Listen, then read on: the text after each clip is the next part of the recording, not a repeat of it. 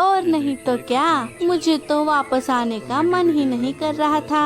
अरे अमीर पंछियों के अलग ही शौक होते हैं, अब क्या बताऊँ मैं। अच्छा और बताओ बुलबुल, तुम अपने साथ कुछ लेकर भी आई हो या फिर बस बड़ी बड़ी बातें कर रही हो? हाँ हाँ लाई हूँ ना, वो इतनी महंगी है कि तुम सब 7 जन्म में भी उसके पैसे नहीं जोड़ पाओगे। अच्छा ऐसी क्या सोने से भरी चीज लाई है तू बुलबुल? सोने की नहीं बुआ जी, ये तो अमीरों की चीजें हैं। ये देखिए। बुलबुल बड़े जंगल से लाई कुबूबू डॉल सबको दिखाती है, जिसे देखकर सभी हैरान रह गए। हैं? एक बदसूरत गुड़िया, इसमें ऐसा क्या है जिसे अमीर पंछी खरीद रहे हैं? बदसूरत गुड़िया नहीं बुआ जी, इसे कुबूबू डॉल कहते हैं। अरे वाह बुलबुल, मैंने भी इसके बारे में बहुत सुना था। वाह जरा दिखाओ तो कैसी है। अरे अरे दूर रहो गोरी, ये बहुत महंगी है, कहीं तुम इसे मेला ना कर दो। क्या तुम मुझे समझती क्या हो बुलबुल? मैं भी कोई गरीब पंछी नहीं हूँ। अरे मैं भी ऐसी क्या कहते हैं इसे? कुबूबू, कुबूबू डॉल कहते हैं इसे। हाँ हाँ वही वही, मैं भी ऐसी एक नहीं 10 गुड़िया खरीद सकती हूँ, समझी? क्या कहा? अरे गोरी, ये क्या तुम्हें कोई साधारण गुड़िया लग रही है? ठीक है ले आना गोरी, चलो मैं चलती हूँ। ऐसा कहकर बुलबुल वहाँ से चली गई। क्या समझती है ये बुलबुल? अरे गोरी, तुम बेवजह ही बुलबुल की बातों पर ध्यान दे रही हो। उस गुड़िया की वजह से तुम बेवजह ही गुस्सा कर रही हो। नहीं, अब जब तक मैं वो गुड़िया नहीं खरीद लूंगी, मेरे दिल को चैन नहीं आएगा। गोरी भी बड़े गुस्से में वहाँ से चली गई। अरे अरे, इस गुड़िया ने तो आते ही कलेश करवा दिया, इसने तो मुझे भी पीछे छोड़ दिया। चलिए बुआ जी, हमें भी चलना चाहिए। सभी अपने घोंसलों की ओर चले गए। क्या एक गुड़िया? गोरी, तुम अपनी इन बचकानी हरकतों को कब छोड़ोगी? बताओ मुझे, जरा अपनी उम्र का तो लिहाज करो गोरी, ये भी कोई उम्र है गुड़िया से खेलने की? चुप करो, तुम्हें कुछ पता तो होता नहीं है, बस ज्ञान देना आता है तुम्हें। अरे वो गुड़िया छोटे बच्चों की नहीं, अमीरों की चीज है, अमीरों की। ऐसे शौक सिर्फ अमीर पंछी रखते हैं। लेकिन हम कहाँ अमीर है, हमारे तो रोज के ही खाने का ठिकाना नहीं होता। हाँ, लेकिन दुनिया को दिखाने के लिए हम अमीर होने का ढोंग तो कर सकते हैं ना। वो सब मैं नहीं जानती, मुझे वो गुड़िया चाहिए, मतलब चाहिए, कहीं से भी ला कर दो। अच्छा रुको, मेरे पास एक आइडिया है। अच्छा आइडिया? कैसा आइडिया? देखो, मैं एक ऐसे पंछी को जानता हूँ जो हफ्ते पर पैसे देते हैं, जिससे हम कोई भी चीज खरीद सकते हैं। हम एक काम करते हैं, हम उसी से पैसे लेकर वो हुलुलु डॉल खरीद लेते हैं। अरे हुलुलु नहीं, कुबूबू डॉल। हाँ हाँ वही वही। वैसे आइडिया तो अच्छा है आपका लल्लू जी, आप भी कभी कभी बड़ी ही समझदारी वाली बातें करते हैं। चलिए अभी जाते हैं और उससे पैसे लेकर वो डॉल खरीदते हैं। हाँ हाँ चलो। एक बार वो डॉल मेरे हाथ में आ जाने दो, फिर देखो मैं सबके मुंह कैसे बंद करती हूँ। लल्लू और गोरी उस पंछी के पास चले गए। अरे लल्लू भाई, गौरी भाभी, आइए आइए, इस वसूली मास्टर के पास आपका तहे फेफड़ों से स्वागत। हाँ हाँ वसूली मास्टर, वो आपसे एक काम था। अरे हाँ हाँ लल्लू भाई, मैं आपकी सेवा के लिए तो यहाँ पे बैठा हूँ जी। मेरा नाम है वसूली मास्टर, सबके काम कर देता हूँ फास्टर। हाँ हाँ ये सब बाद में कर लेना, हमें कुबूबू डॉल खरीदनी है, लेकिन हफ्ते पर। अच्छा कुबूबू, वो तो बहुत महंगा है जी। इसीलिए तो हफ्ते पर चाहिए वसूली भाई, हम धीरे धीरे आपके पैसे चुका देंगे। बस अभी हमें पैसे दे दीजिए। हाँ हाँ लल्लू भाई, मैं आपका काम कर देता। ऐसा कहकर वसूली पंछी कौवों को पैसे दे देता है, जिसे देखकर गोरी तो बड़ी खुश हो गई।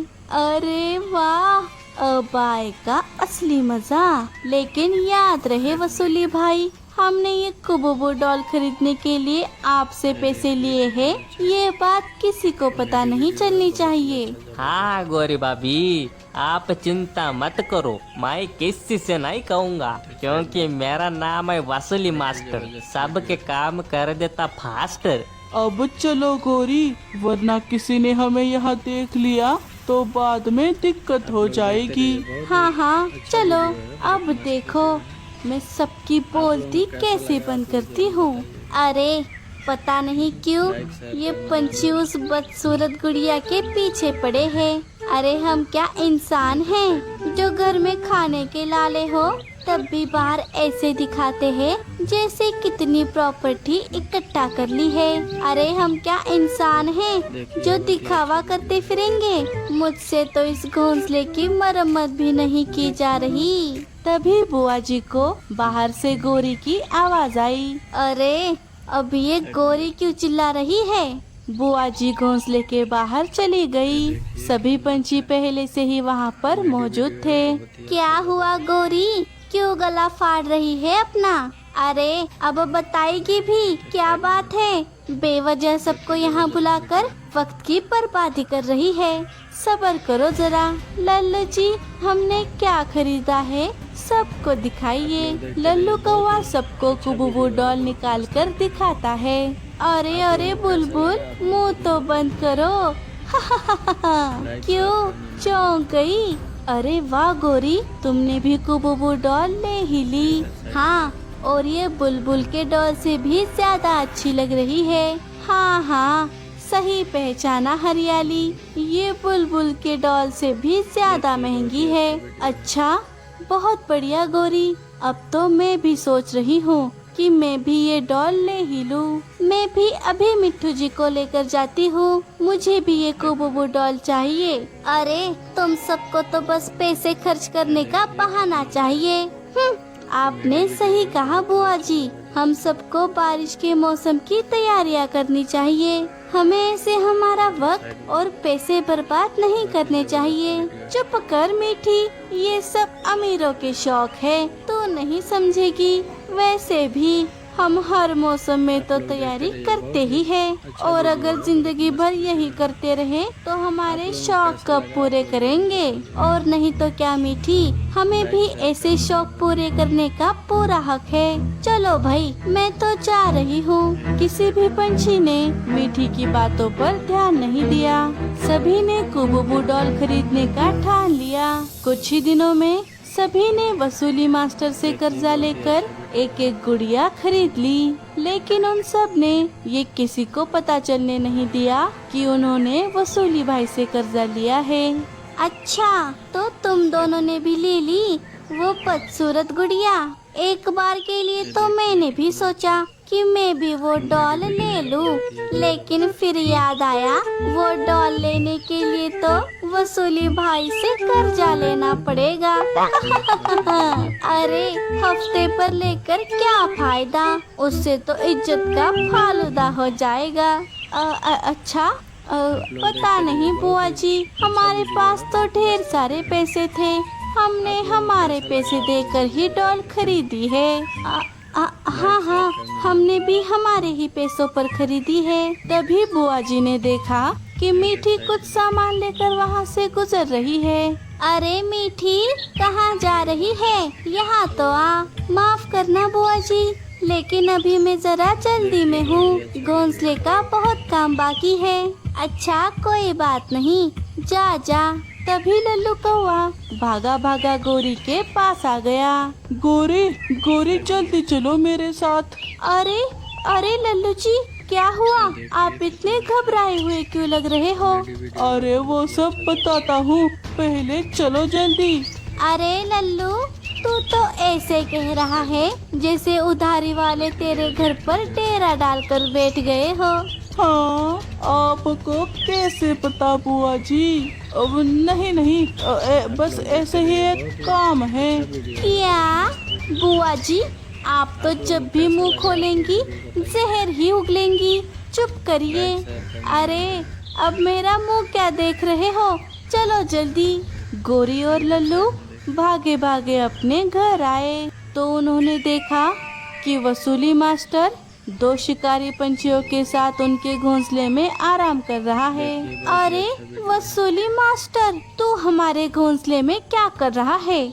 गौरी भाभी, मैं अपना हफ्ता लेने आया जी। मुझे को मेरा हफ्ता दो, मैं यहाँ से चला जाएगा जी।